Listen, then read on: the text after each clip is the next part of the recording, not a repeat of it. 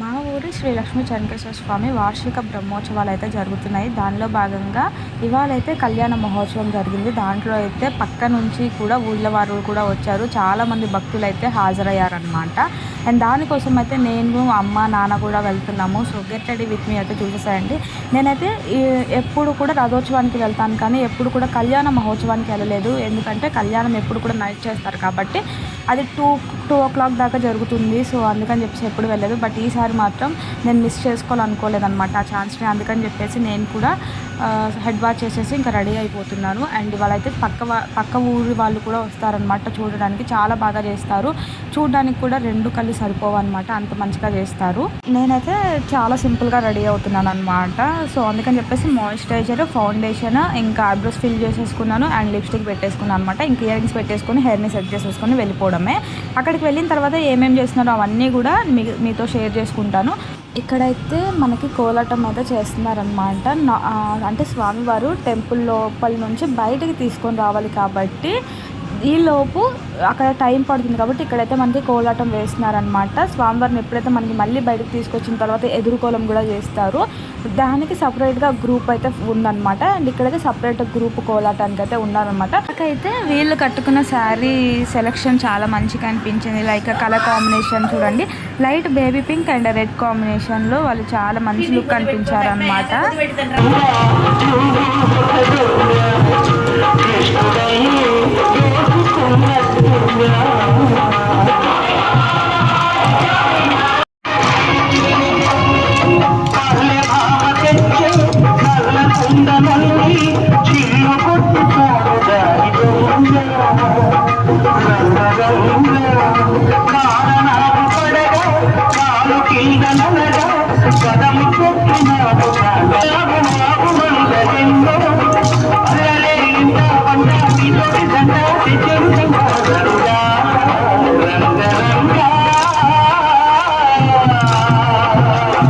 ఇప్పుడైతే స్వామివారిని టెంపుల్ లోపల నుంచి అయితే బయటకు తీసుకొని రావడానికి అన్నీ కూడా రెడీ చేస్తున్నారు. వాహనాలు అన్నీ కూడా ఆల్రెడీ వాహనాలన్నిటికి కూడా డెకరేషన్ అదంతా చేసేసారనమాట.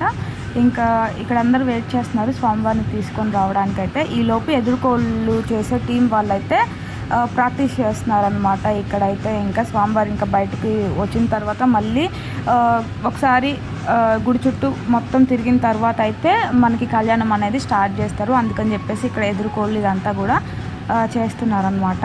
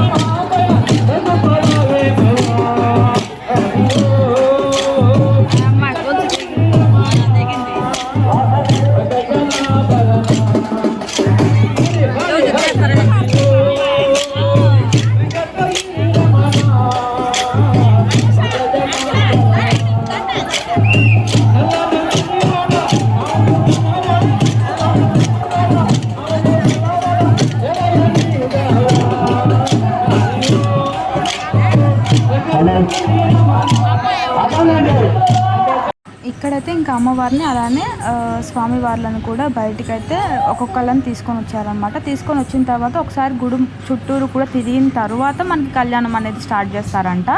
సో ఇక్కడైతే లోపల నుంచి అయితే ఇక్కడ అమ్మవార్లు వచ్చారు కాబట్టి స్వామివారిని ఇప్పుడు తీసుకొని వస్తున్నారనమాట. లోపల అయితే టీం వెళ్ళారు. ఆ టీం అనే వాళ్ళు ఏం చేస్తారంటే మనకి స్వామివారిని బయటకు అయితే తీసుకొని వస్తారు. అందుకని చెప్పి ఇక్కడైతే ఉన్న ఫ్లోని మొత్తం కూడా కొంచెం దూరంగా జరిపేస్తున్నారు అనమాట పోలీస్ వాళ్ళు అందరూ కూడా.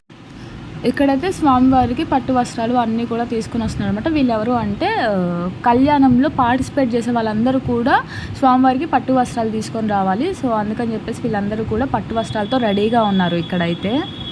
ఈ లోపైతే స్వామివారిని చూడండి బయటికి కూడా తీసుకొచ్చారు. అండ్ అక్కడ మా డాడీ కూడా ఉన్నారనమాట స్వామివారి పక్కన. మా ఊరి తిరునాళ్ళైతే మొత్తం కూడా 16 రోజులు చేస్తారనమాట. లాస్ట్ 16 రోజులు పండగ చేస్తారు స్వామివారికి. ప్రతిరోజు ఊరేగింపు ఉంటుంది అండ్ చాలా బాగుంటుందన్నమాట. గరుడ వాహనం, హనుమంత వాహనం, శేషవాహనం, ఇంకా చాలా వాహనాలు ఉంటాయి అండ్ చాలా బాగా చేస్తారు. ప్రతిరోజు కూడా బాగుంటుంది. బట్ కళ్యాణానికి మాత్రం చాలామంది దూరం నుంచి వాళ్ళు కూడా వస్తారనమాట చూడడానికి. మిగిలినప్పుడు మాత్రం నార్మల్గా ఆ ఊర్లో ఉన్న వాళ్ళు వస్తారు వాహనం ఊరేగింపులకి. ఇక్కడ మాత్రం కళ్యాణానికి మాత్రం అసలు ఈసారి చాలామంది వచ్చారంట. అక్కడ ఉన్న వాళ్ళు అయ్యగారులు కూడా చెప్తున్నారు మైక్లో, జాగ్రత్తగా ఉండండి అని అయితే చెప్తున్నారు అనమాట. చాలామంది వచ్చారు, అనుకున్న దానికంటే ఎక్కువ మంది వచ్చారు అని అయితే చెప్తున్నారు. అండ్ గోల్డ్ కూడా జాగ్రత్తగా పెట్టుకోండి అని అయితే మనకి చెప్తున్నారు.